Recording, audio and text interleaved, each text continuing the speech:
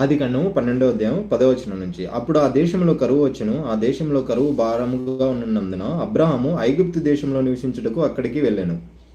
అతడు ఐగుప్తులో ప్రవేశించుటకు సమీపించినప్పుడు అతడు తన భార్య అయిన శారాయితో, ఇదిగో, నువ్వు చక్కని దానివనియు ఎరుగుదును.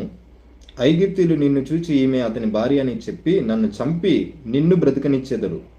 నీ వలన నాకు మేలు కలుగునట్లును నిన్ను బట్టి నేను బ్రతుకున్నట్లును నీవు నా సహోదరువని దయచేసి చెప్పుమనెను. ఇక్కడ ఏం చెప్తున్నాడండి? ఫస్ట్ ఆఫ్ ఆల్ దేవుడే వీళ్ళని పిలిచాడు. యెహోవా దేవుడే, నువ్వు రా, నేను నిన్ను ఆకాశ నక్షత్రం వల్లే సంతానాన్ని నిన్ను చేస్తాను, నేను నీకు ఒక స్థలాన్ని ఇస్తాను అని చెప్పేసి చెప్తాడు అనమాట. సో చెప్పినప్పుడు వీళ్ళు బయలుదేరుతారు. ఆ బయలుదేరిన టైంలోనే ఐగుప్తులోకి వెళ్తారు. ఐగుప్తులోకి వెళ్ళిన తర్వాత యాక్చువల్లీ ఆమెకి ఎంత ఏజ్? ఐగుప్తులో వెళ్ళినప్పుడు ఆమెకి 65 65 సంవత్సరాలని, నువ్వు బాగా అందంగా ఉన్నావు అని చెప్పేసి నీ వలన నా ప్రాణం పోవద్దు అంటే ఏంటి? నువ్వు పోయినా పర్లేదు కానీ నా ప్రాణం పోవద్దు, వాళ్ళు నన్ను చంపుతారు, నిన్ను బ్రతకనిస్తారు, సో నువ్వు నా చెల్లివి అని చెప్పు అని చెప్పేసి చెప్తాడు. అయితే తర్వాత ఏం జరుగుతుందంటే, అబ్రాహాము ఐగుప్తులో చేరినప్పుడు ఐగుప్తులో ఆ స్త్రీ మిక్కిలి సౌందర్యవతి ఉండుట చూచిరి. ఫరో యొక్క అధిపతులు ఆమెను చూచి ఫరో ఎదుట ఆమెను పొగిడిరు గనుక ఆ స్త్రీ ఫరో ఇంటికి తేబడెను. అతడు ఆమెను బట్టి అబ్రాహాముకు మేలు చేసెను. అందువలన అతనికి గొర్రెలు, గొడ్లు, గాడిదలు, పనిగత్తులు అన్ని వంటలు ఇవ్వబడెను. అబ్రాహాము శారాన్ని బట్టి ఫరోను అతని ఇంటి వారిని మహావేదనల చేత బాధించెను. ఇది తెలుగు బైబిల్, ఇంగ్లీష్లో చదివి వినిపిస్తాను నేను.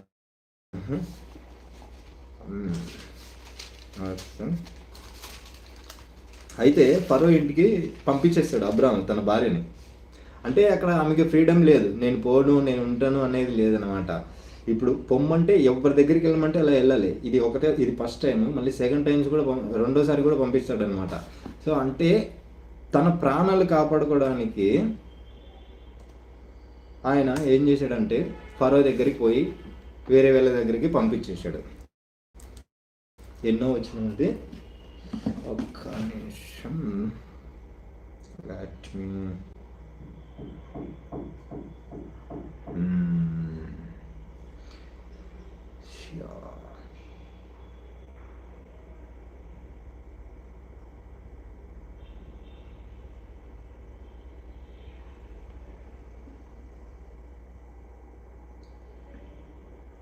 But the Lord infected on Egypt, and the Egyptians saw that he treated them Pharaoh, and when Pharaoh officials saw her and went to Abraham, female donkeys, the Lord indicated serious details. Pharaoh his household, Abraham's wife Sarai. So the Pharaoh summoned Abraham, what he have done. So అయితే 18వ వచనంలో ఏమంటుందంటే, so ఫరో అబ్రహాంకి అక్కడ పంపించడం వల్ల లాభం ఏంటంటే, ఎందుకు మళ్ళీ సెకండ్ టైం పంపిస్తాడు అనేది కూడా నేను చెప్తాను. అయితే ఫరో అంటాడు అబ్రహాంని పిలిచి, నువ్వు నాకు చేసింది ఏమిటి? ఈమె నీ భార్య అని నాకు ఎందుకు తెలపలేదు? ఈమె నా సహోదరి అని ఎలా చెప్పితివి? నేను ఆమెను నా భార్యగా చేసుకుందినేమో, అయితేనేమి, ఇదిగో నీ భార్య, ఈమెని తీసుకొని పొమ్మని చెప్పాను. మరియు ఫరో అతని విషయమై తన జనులకు ఆజ్ఞాపించినందున వారు అతనిని, అతని భార్యని, అతనికి కలిగిన సమస్తమును పంపివేసిరే. అయితే ఇక్కడ పాయింట్ ఏంటంటే, అబ్రాహాముకి పంపించేటప్పుడు ఫరో ఏం తీసుకొచ్చి ఇస్తాడంటే మొత్తం అన్ని తీసుకొచ్చి ఇస్తాడు. ఏంటి? గొడ్లు, గొర్రెలు, గాడిదలు, దాసులు, పనికత్తెలు, ఒంటెలు, వీటన్నిటినీ ఇస్తాడు. ఎందుకు ఇస్తాడు వీటన్నిటింటే, ఆయన శాపం పొందకుండా, ఆల్రెడీ ఆయనకి శాపం ఉంటుంది, అదే ఈ శారాన్ని పంపించిన తర్వాత దేవుడు ఆయన మొత్తను అని చెప్పేసి ఉంటుంది అనమాట. ఇలా చేసి పంపించేస్తాడు. సో మీరు ఒక్కసారి ఆలోచించండి. అయితే మళ్ళీ తీసుకొచ్చేసి అబ్రాహాంకి దగ్గరికి పంపించేస్తాడు. అబ్రాహాం దగ్గరికి పంపించినప్పుడు అబ్రాహాం యాక్సెప్ట్ చేస్తాడు. ఒక్కసారి స్త్రీలుగా ఉండి యాక్సెప్ట్ చేయండి, అటువంటి హస్బెండ్ దగ్గరికి మరలా పోయి ఎవరైనా ఉండగలరా అండి?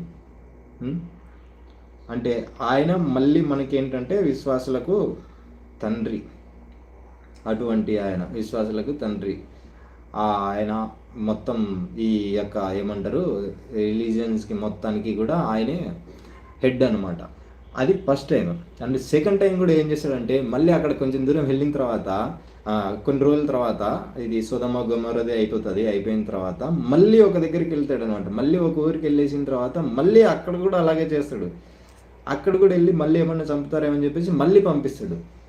సో ఇలా అంటే అక్కడికి పంపిస్తాడు అంటే ఏంటి, ఈయనకి ఇది ఈ గొడ్లు దొడ్లు అన్నీ ఫ్రీగా వస్తూ ఉన్నాయి కదా, అంటే ప్రాణభయం ఒకటి అనుకో మెయిన్ థింగ్, ఇవి కూడా వస్తాయి దాంతోపాటు. పైగా దేవుడు నా సైడ్ ఉన్నాడు.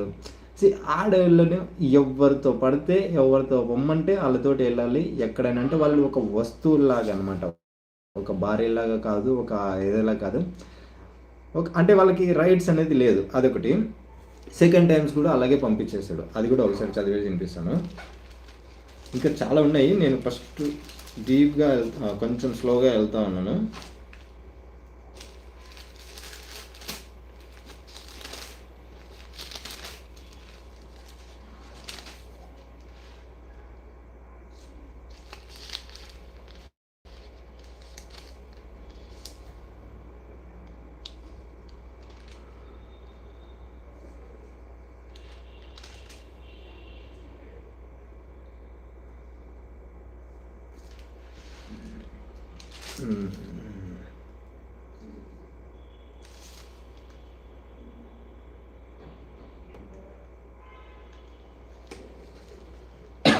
Excuse me,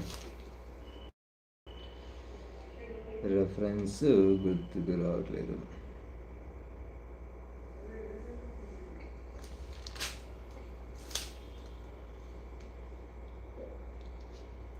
I think 22.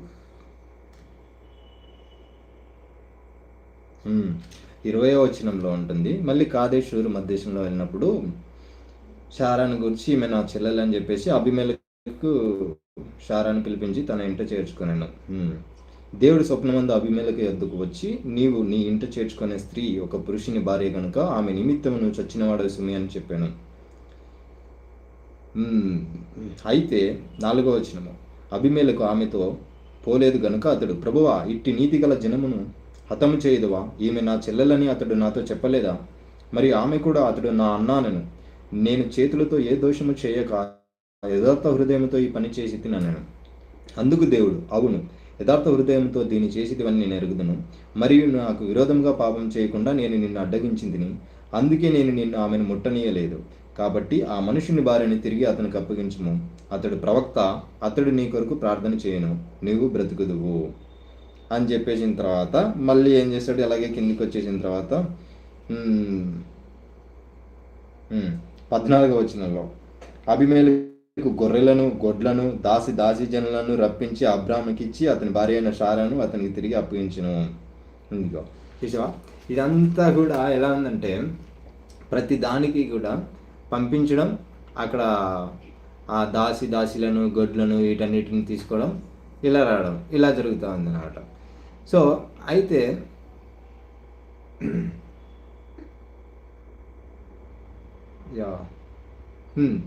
So ఇలా చేసి పంపించేస్తాడు